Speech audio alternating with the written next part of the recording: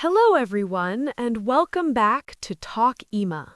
Hi, friends. We're so happy to have you here with us today. No matter where you are right now, at home, on the bus, or at work, Thank you for choosing to learn English with us. learning English doesn't have to be stressful. It can be calm, simple, and even enjoyable. So, Jack, how was your day today? It was good, nothing special. I worked a little, had some coffee, and tried to relax. What about you? Pretty similar. A normal day. Simple days are nice.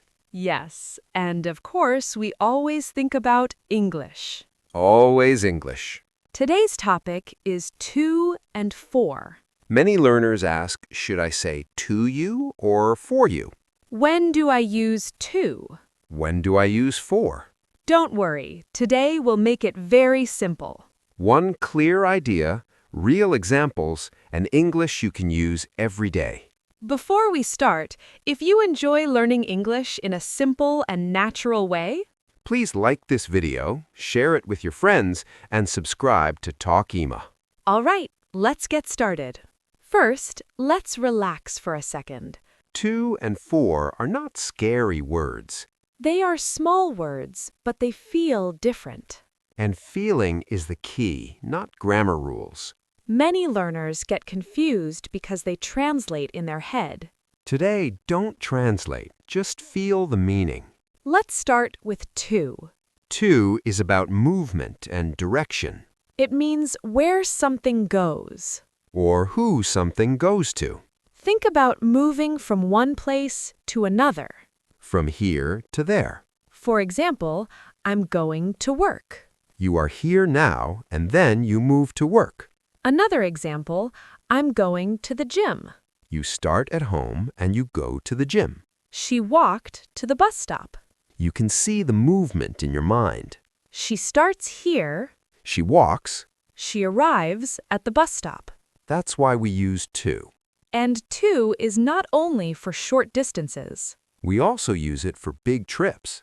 We're flying to Sydney. They're traveling to Japan, Different cities, different countries. still the same feeling. Movement, direction, going somewhere. So remember this simple idea. To is about where something goes. Now let's talk about for. For feels different. For is not about movement For is about why we do something. or who benefits from it. Who receives the benefit? For example, this gift is for you. The gift is not moving right now. It just tells us who the gift is meant for. Another example, I'm learning English for my job.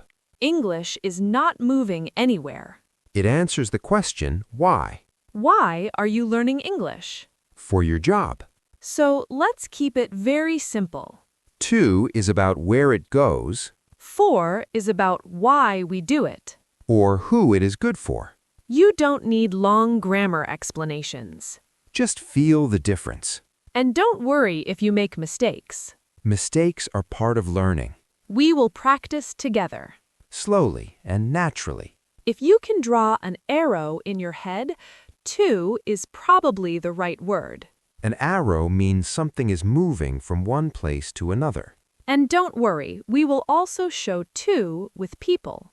Yes, because English loves movement, even when you can't see it. Now, let's take to one step further. The idea is still movement, but this time the destination is a person. Not a place, but a person. Something moves to someone. For example, I gave the keys to my brother. The keys move from you to your brother. First, you have the keys. Then your brother has the keys. We can clearly feel the movement. Let's try another example. She sent an email to her boss. Even though we can't see the email, we still feel it moving. The email starts with her, It moves through the internet. and finally it reaches her boss. That feeling of movement is why we use to. Here's another very common sentence. Can you explain this to me? The idea moves from one person to another. Information moves. Meaning moves. Advice moves. Words move. Messages move. Many things can move to a person. Not only physical objects. Listen to these natural examples. I sent a message to my friend. Don't say that to her. Can you talk to him later? All of these have the same feeling. Something goes from one person to another. So remember this simple idea. To is about receiving. If someone receives something, To is usually the best choice. you don't need to memorize rules. Just ask yourself one simple question. Is something moving to a person? If the answer's yes, to sounds right. Easy and natural. No stress. Now let's look at another very common use of to. This one appears everywhere in daily English. Sometimes to comes before a verb. In this case, to is part of the verb pattern. Don't think about movement this time. This is where many learners overthink. But in real life, it's very natural. We say these sentences every day. For example, I want to learn English. Nothing is moving anywhere. To is just connecting, wanting, and learning. Another example is, we decided to stay home. Again, no movement. It's just how English works. Listen to more examples. I need to call her. He tried to explain. She wants to improve her English. These are normal, everyday sentences. So here is the relaxed way to think about it. After verbs like want, need, decide, and try, To is simply part of the structure. don't analyze it too much. If it sounds natural, it usually is. Listen to real English. Copy the pattern slowly, With time, it becomes automatic. just like a habit. Now let's talk about for. When you hear for, ask a different question. The question is why. Why are we doing this? For is not about movement. For is about reason and purpose. For example, this button is for emergencies. The button is not moving anywhere. It simply tells us the purpose. What it is made for. Another example is, I'm studying English for my job. We immediately understand the reason. It feels clear and natural. You are not thinking about grammar. You are just explaining your life. Or listen to this one. We stopped for lunch. Lunch is the reason. Hunger is the reason. That's why for sounds perfect. So maybe the best way to remember for, Is not with rules, but with feeling. when your sentence answers why, For usually fits naturally. no pressure. No memorizing. Just listen to your meaning. And let English flow naturally. And now let's let the word for do its job. For likes to explain reason and benefit. Jack, let me ask you a simple question. Sure, go ahead. When you give someone a gift, what do you usually say? I usually say, this is for you. And that feels very natural, right? Yes, it feels right every time. When you say that, you are not talking about movement. You are talking about who benefits. The gift exists because of that person. It is meant to make them happy. So when I hear for, I often feel kindness. I feel care and thoughtfulness. I feel one person thinking about another person. That's a really nice feeling. For example, exercise is good for your health. We are talking about benefit, not movement. Nothing is moving anywhere. We're talking about a positive result. Something becomes better. Health becomes better. Let me give you another example. I booked a table for my friends. Your friends are the reason. They get the benefit. So if someone is helped or supported, For sounds very natural. when your sentence answers the question, who is this helping? For usually fits perfectly. Again, no grammar stress. Just meaning and feeling. English becomes easier when you trust that feeling. I completely agree. Now here is another situation where learners often pause. Talking about time, Yes, especially how long something lasts. duration. For example, I've lived here for 5 years. We are not talking about a destination. 5 years is not a place. It is a period of time. You can feel the length of it. Time passing slowly. Another example is, we waited for a long time. You can almost feel the waiting. The minutes go by one. Nothing is moving anywhere. We are describing how long the situation continues. That's why 4 sounds natural with time. 4 connects the action with its duration. And that's why we don't use 2 here. We don't say waited to 5 years. We don't say lived to a long time. 4 feels comfortable with time. It helps your listener feel the length. Again, no rules to memorize. Just listen to what you are really saying. If it's about how long, 4 usually fits. Now this is the part where many learners say, Oh, now I get it. because the situation looks the same. But the feeling is different. This is why people get confused. They see the same words and the same people, But English listens to meaning. not just words. Let's start with a clear example. I gave the book to Anna. How does that feel? It feels like movement. You had the book before. Now Anna has the book. The book changes hands. Anna receives it. Now listen to this sentence. I bought the book for Anna. The feeling changes. The book might still be with you. But the reason you bought it is Anna. Same book, same Anna, different meaning. One sentence is about giving. The other is about benefit. This is very important. 2 is about receiving. 4 is about benefit. Keep that idea in your mind. Let's try another example. This app is for learning English. What do you feel here? Purpose and reason. The app exists because of learning English. Now compare it with this sentence. I need to learn English. Do we use for here? No, we don't. Because now we are talking about an action.